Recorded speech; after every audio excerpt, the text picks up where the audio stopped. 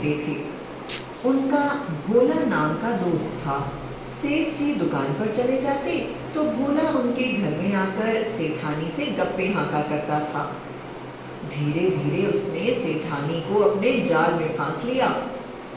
वह सेठानी से जो बातें करता था वह जाकर सेठ जी को बताता था। धीरे धीरे सेठ जी को शक होने लगा कि हो न हो यह उनके घर की बातें उन्हें बताया करता है, क्योंकि उसकी बातें उनके घर से मेल खाती थी। एक दिन सेठ जी बर्फी लेकर आए। उन्होंने बाहर से ही पुकारा, अरे कहाँ हो सेठानी? उस समय भोला सेठ जी के यहाँ ही जमा हुआ बैठा था। अचानक सेठ जी को आया देखकर भोला और सेठानी चौंक गए। सेठानी ने कहा, ऐसा करती हूँ तुम्हें इस चटाई में लपेट देती हूँ और कोने में खड़ा कर देती हूँ। सेठानी ने झटपट उसे चटाई में लपेट कर उसको कोने में खड़ा कर दिया। तब तक सेठ जी अंदर आ गए।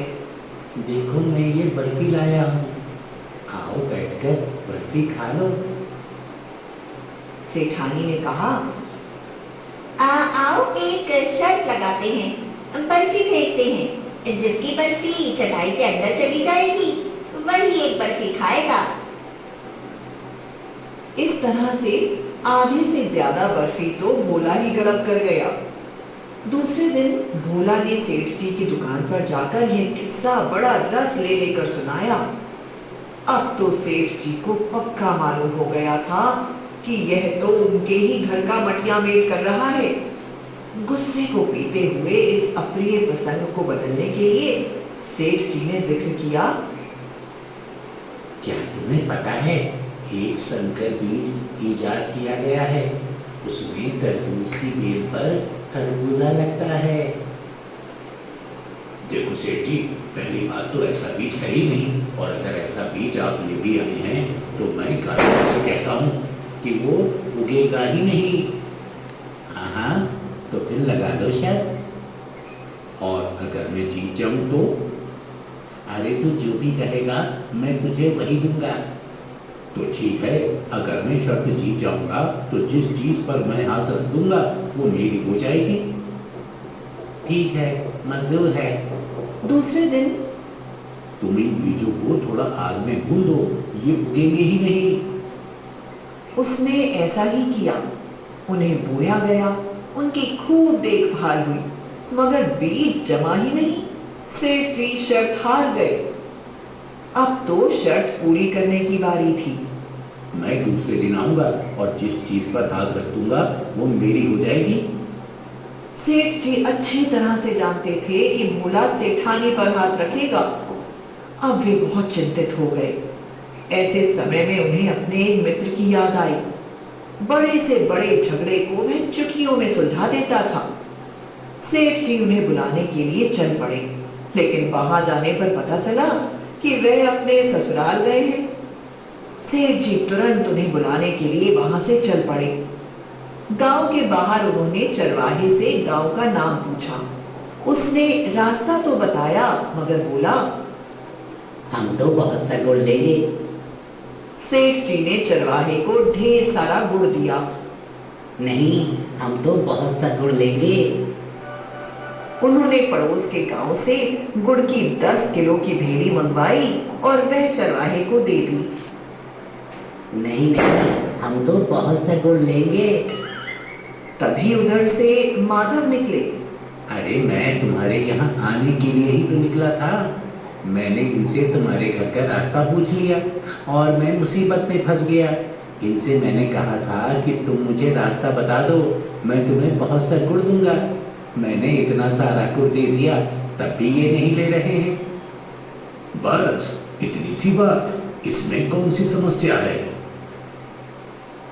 एक तरफ उन्होंने 100 ग्राम की और दूसरी तरफ 250 ग्राम की डली रखी। अरे बता, इसमें से बहुत सा गुड़ कौन सा है? उसने 250 ग्राम वाली डली की तरफ इशारा कर दिया। ये बहुत सा गुड़ है। चल उठा ले बहुत सा गुड़। अब चरवाहा पछताता हुआ 100 ग्राम गुड़ ले गया। अब सेठ जी ने माधव को अपनी पूरी राम कहानी सुनाई। चिंता मत करो, कल चलकर मैं सब ठीक कर दूंगा। शाम के समय नाई आया।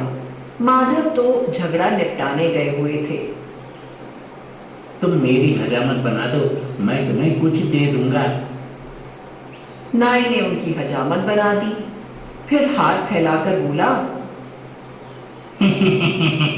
बाबूजी लाओ कुछ। सेठ जी ने 10 रुपए का नोट निकालकर उसे दे दिया। नहीं नहीं, ये नहीं होगा, मुझे कुछ लाओ। फिर सेठ जी ने 20 रुपए दिए। नहीं, मैं तो कुछ लूंगा। अब सेठ जी ने 50 रुपए दिए। नहीं नहीं, मैं तो कुछ लूंगा। आखिरकार सेठ जी ने 100 रुपए कर दिए। नाई तब भी बोला, नहीं, मैं तो कुछ लूंगा। तब तक माधव वापस आ गए और उन्होंने यह झगड़ा देखा। माधव नल के पास गए और पानी से भरे जग में 1 रुपए का सिक्का डालकर वापस लौटे। अरे जरा नल से वो पानी का जग ले आ। नाई जग लेने गया और जग में झांक कर बोला, बाबूजी, इसमें तो कुछ है। कुछ है तो निकाल ले और अपने घर जा। नाई पछताता हुआ 1 रुपया लेकर चला गया। उधर भोला ने सेठानी से कहा, देखो, जितना जेवर है वो सब पहन लेना, मैं आऊंगा और तुम पर हाथ रख दूंगा। यह समझाकर भोला वहां से चला गया। दूसरे दिन दोपहर तक सेठ जी और माधव भी वहां आ गए। सेठानी जी को उन्होंने 2 मंजिले वाले कमरे में ऊपर बैठा दिया। थोड़ी देर में भोला भी आ गया। शर्त के अनुसार अब तुम सबसे पहले जिस चीज पर चाहो उस पर अपना हाथ रखो, वही तुम्हारी हो जाएगी। भोला सेठानी को ढूंढने लगा, पर वह कहीं नहीं मिली। यह देखकर सेठानी ने अपने पैर को पटका तो पायल की झंकार सुनाई दी। अब भोला ने जान लिया कि सेठानी जी छत पर है। छत पर जाने के लिए सीढ़ी लगा दी गई, जिस पर चढ़कर सेठानी ऊपर गई थी। भोला सीढ़ी चढ़ने लगा। वह सीढ़ी का एक डंडा चढ़ा, फिर दूसरा चढ़ा, फिर तीसरा। माधव की गरजदार आवाज आई, बस खबरदार, जो अब एक डंडा भी चढ़े। बेईमानी की भी हद होती है। तुमने सीढ़ी के एक डंडे पर हाथ रखा, मैंने कुछ नहीं कहा। फिर तुमने दूसरे पर हाथ रखा तो मैंने कुछ नहीं कहा। हद तो तब हो गई जब तुमने तीसरे डंडे पर भी हाथ रख दिया। सेठ जी, देखते क्या हो, सीढ़ी के 3 डंडे निकालकर इसको दे दो। हम फिर भी इसकी बेईमानी सहन किए जा रहे हैं। कायदे में तो इसका एक ही डंडा बनता है। अरे भाई, यही तो शर्त थी कि तुम जिस चीज पर सबसे पहले हाथ रख दोगे वो तुम्हारी हो जाएगी। सेठ जी ने सीढ़ी के 3 डंडे उखाड़ भोला को थमा दिए। वह सिर झुकाए चुपचाप वहां से डंडे लेकर पछताता हुआ चला गया। 10 रुपए